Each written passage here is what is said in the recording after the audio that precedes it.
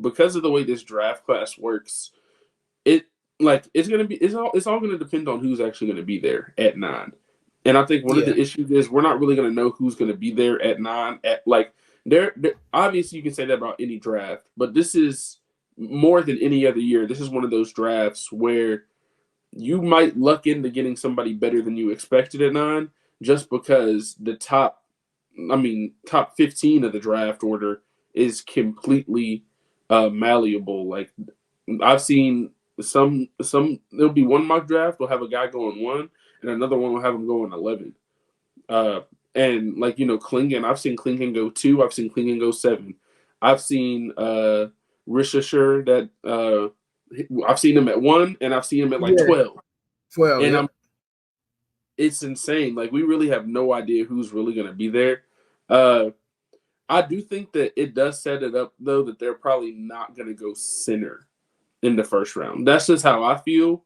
Just because I feel like if they were going to get a center, it will probably be Klingon, and I feel like Klingon is pretty much going to be off the board there. Yeah. Well, see, here's my thing. The first to start off, I was driving when this was going on, so I was watching it on my phone. I know, don't drive and do that. Listen, I was stopped. Don't worry, I was cool. But I was watching it, and I'm like when they said Atlanta and Houston moved up, because y'all know me. If y'all know me for real, I think the lottery is very rigged. I've been said this forever, and I still believe it. So when I saw those two, I was like, okay, they moved to the top 4. Okay, cool. Then Washington was in there because I said Washington, Charlotte, or Toronto was gonna win it. I said that like a couple days ago on Twitter. So I'm like thinking, okay, Washington go win this, and then that'd be cool. Man, when I saw Washington at 2, and then I saw Atlanta at 1, I said the Hawks. Like I was literally surprised because this is the most randomest draft lottery I've ever seen. Like you said, they didn't really have a high odd to get the number 1 pick. And for me, I looked at it. I'm like, okay, what's the reason they got number 1? Only reason I can think of is they're finna trade Trae Young. That's the only reason I got. Outside of that, I have no reasons outside of that. That's kind of spicy, but I kind of like it. Like Yeah, I would not be I surprised. mean, yeah, it wouldn't be surprising, but like it's people have talked about it, but like that's literally the only thing I can think of. Like they're rebuilding, blah blah blah. It's time to get rid of our contracts and do whatever. But they might not do that. But for the Grizzlies, I never thought they were gonna move up. I thought they were gonna either stay where they were at. I really thought they were just gonna stay where they were at, like at 7. But for them to move down 2 spots, I mean, I knew the league wasn't gonna mess with us for real like that. I told people they weren't gonna move up. We still gotta get back in their good graces. So I understand that. That's cool. But to move down 2 spots, I'm like, dang, they really must not like us. Like that's how I'm feeling. Like, dang, 9. Like y'all know well, everybody has Klingon mocked to, or did have Klingon mocked to the Grizzlies, like in some type of way, shape, or fashion. But like you said, he might go high. And so, when you talk about the draft, I mean, for me, this pick anyway, it doesn't change where I feel about it. Basically, I feel like this pick, you're basically adding a guy who could be your like 10th, like your 9th or 10th man, maybe. And then at best case, like essentially, he might even the player might even be your 11th man if everything works out how the offseason works out. And that's not to say the player won't be good, but that's just to show that they shouldn't be dependent on and that your roster is that deep to the point where he's your 11th player or that player is your 11th player on a rookie deal. So I mean, yeah, 9's bad. It's not the end of the world because again, we know this for the Grizzlies. Listen, if they want somebody higher, they will trade up to do it. So if they want Klingon, they will trade up to get. Now, I'm not saying they go. If Klingon go 2, I don't think they're going. They're not going to trade up that high. But if Klingon, let's say, drops to like, I'm looking at the order right now. Let's say he drops to like 5, 6 range. I could see them being like, hey, let's move up ahead of maybe a Portland if they wanted to take Klingon, or like a Charlotte. Like they could move up to get him if he falls outside of the top 4, like from 5. Especially like you said in this draft where there's so much variance, like you could see a lot of trades going because some guys like their guy higher, so they got to get up to get him, or some guys might fall. Like it just all depends. And again, everything's gonna change with draft workouts and all that. Like that changes things. Like so, some guys might fall. Klingon's number 2 right now, but it wouldn't surprise me if Klingon fell to like 9 or 10 because of a guy like Isaiah Collier moving up, or Cody Williams moving up after workouts where they were basically. Sure. Yeah.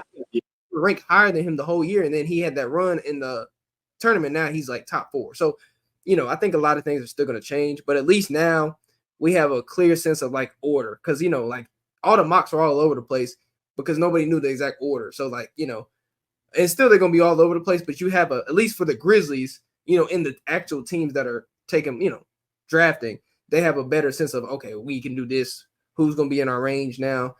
Are we gonna trade it? Are we trade out? So yeah, it was disappointing in a sense, but like for me, it's just like okay, like for me, this is just like an extra part of the puzzle. Like this draft lottery or this pick doesn't really for me impact much of what their plans are. It helps your plans and stuff like that, but I think their main plans are more free agency and trade based versus drafting based. So yeah.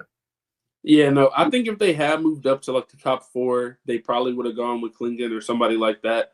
And then you can really be like, okay, this is our center of the future.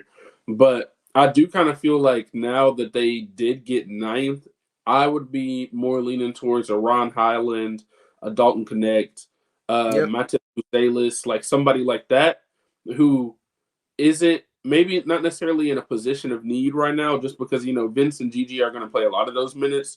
But you got to keep in mind, like as you probably want to replace Zaire, you want to replace Lil Ravia, and like guys like Conchar. Conchar, yep. I was gonna say Like Conchar, yep. those are the type of dudes that played a lot of minutes, and I don't necessarily completely subscribe to the whole they have Vince and Gigi, so they don't need to guard, they don't need to draft another wing.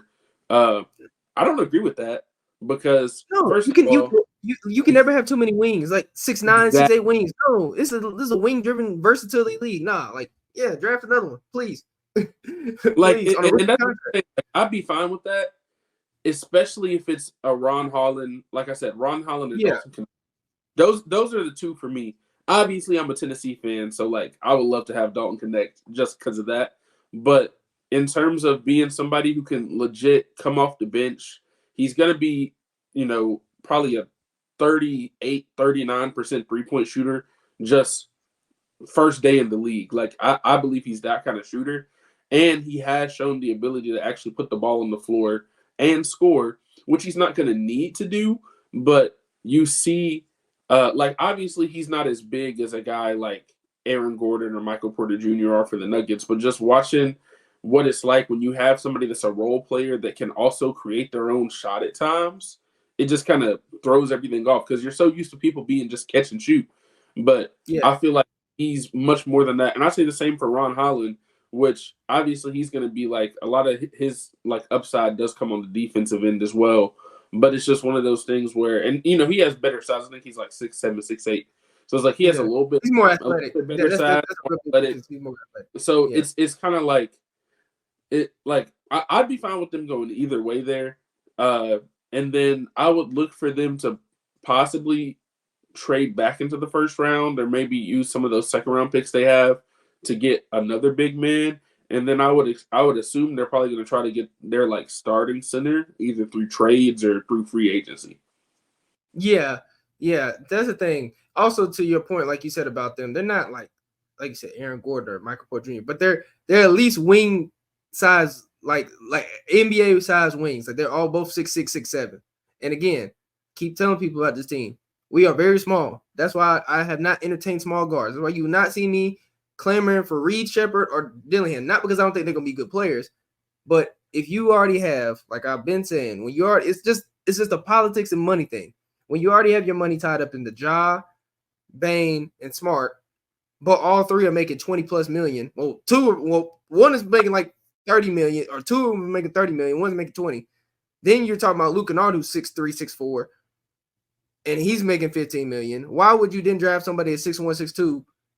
Like it just doesn't make sense, especially when we just watch. We'll talk about the playoffs probably a little bit later. But when we're seeing these teams only playing like two guys that are like under like 6'3", 6'4", most of the time, why would you draft somebody that short? Unless, not saying, this is just assuming, unless you're gonna say, hey, we're not gonna keep Luke and or Smart on the roster. Then that makes a little bit more sense.